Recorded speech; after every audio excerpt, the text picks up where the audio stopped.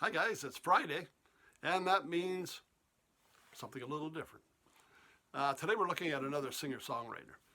Kind of what we follow up from last week when we did Mary Chapin Carpenter, and I mentioned that even though they classified her as country, she was more of a singer-songwriter. Her music incorporated folk and rock, and there were some country tinges to it. And I think sometimes that labeling of performers or their music is kind of really detrimental because a lot of people won't check it out because they really don't look at that type of music.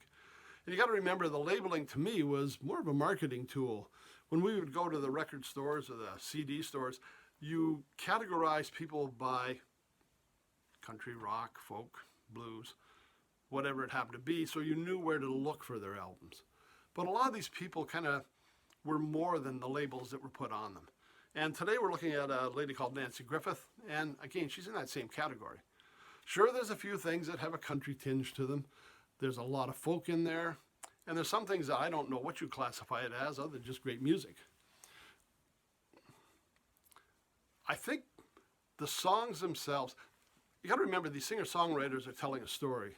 They've got something to share with you, and each story is told in a different setting, in a different way to get the point across. So yes, some of them may have a little more country tinge, some of them may be more folk, some of them may be a little more rock. It's not a category, it's really just the way they deliver the tune or deliver the message in that song. And this is a good example of it. We got a couple of albums here. Firstly, one of the ones I enjoyed, Late Night Grand Hotel. And if you check out that song, it would be anything but country. But it's a great tune. She's a great songwriter and backed up by a very good band. Now, this one as well, and again, this kind of hits home where it's not just country. A couple of albums, she's got Bob Dylan songs on. She's had songs by John Prine. This one includes a song by Tom Waits.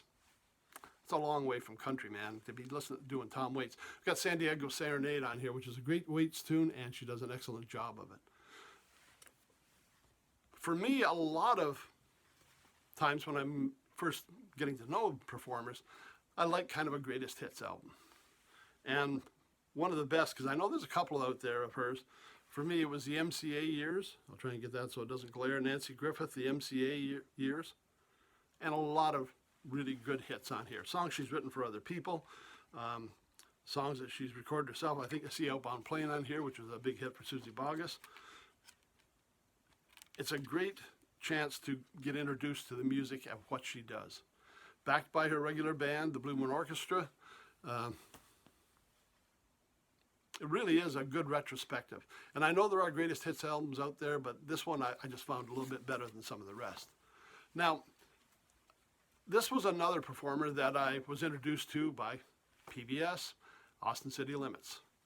And also in what they used to call the Songwriter Series, where they would sit down, they'd have 4 singer-songwriters there, and each of them would take turns doing one of their songs. And it was a very acoustic program, just the songwriter and the guitar. These usually did not have a backup band. You just had the singer singing to you. And a lot of different variety in there. And again, this is where it really showed what she was able to do. Now, we do like live albums. And from the Anderson Fair Retail Restaurant in Houston, Texas, we have Nanci Griffith, One Fair Summer Evening. Her and her acoustic band, small venue, very intimate setting, and again, a lot of tunes that she's been doing for years. Once in a Very Blue Moon, I'd Bring You Ireland, Working in Corners, Trouble in the Fields, Love at the Five and Dime, and a tribute to the venue, Spin on a Red Brick Floor. Now, also on here is a song by Julie Gold. And the song's From a Distance. It was also recorded by Bette Midler, and this is where you can really see the difference in the performances. Bette Midler, she's a singer singing a song. There was nothing wrong with what she performed, but it was just a singer singing. I think, to me, Nanci Griffith's version in this acoustic setting is one of the most powerful and honest performances of From a Distance I've heard. It's really amazing. It really transforms that whole song into something else. It's not glitzy and glamorous with a lot of production like the Bette Midler had. Again, they were producing a hit that was going to get airplay. This is just one person out there singing this song and singing it from what they believed.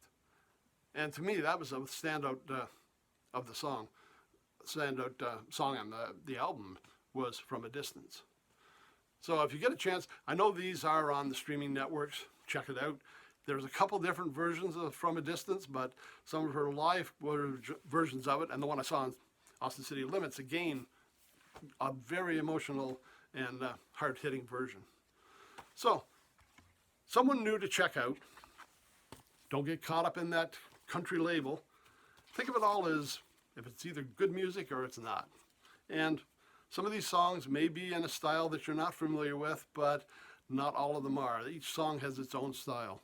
I think of another one, Hard Life Wherever You Go. Certainly not going to be a country song, but a very good song getting the message across that you wanted to. That's where you kind of get into that folky kind of tunes.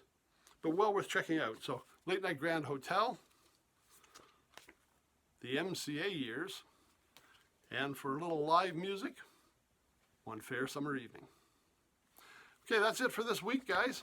We'll see you next Monday. Everybody have a great weekend. Stay home, stay safe. We'll talk to you next week.